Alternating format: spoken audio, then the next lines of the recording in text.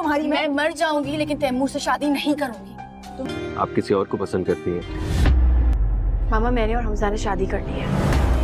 हमने निकाह जिस तरह अपने आप को नुकसान पहुंचाकर यास्मीन को ये बारावर कराया होता है कि वो हमज़ा के बगैर नहीं रह सकती, तो अब यास्मीन बेगम को ये लगता है कि अब उसे कोई और रिस्क नहीं लेना चाहिए और जल्द अज जल्द सोनिया का तैमूर के साथ रिश्ता पक्का करके उसको रुखसत ही कर देना चाहिए। इसीलिए वो अब उसको निकाह के बंधन में बांधने जा रही होती है।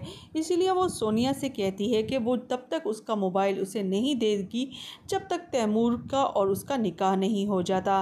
लेकिन सोनिया उसे ये कहेगी कि वो भी हमज़ा के बगैर ज़िंदा नहीं रह सकती और वो उसी से ही शादी करेगी।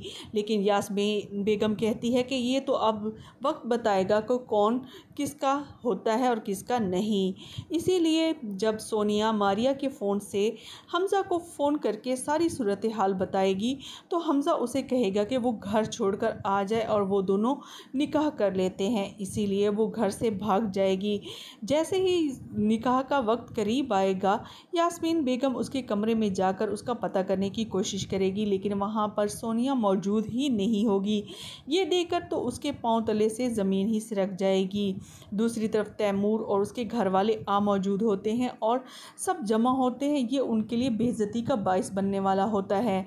जब तैमूर की माँ उससे पूछती है कि सोनिया कहाँ है, तो वो उन्हें सच सच बता देती है कि वो घर से भाग गई है।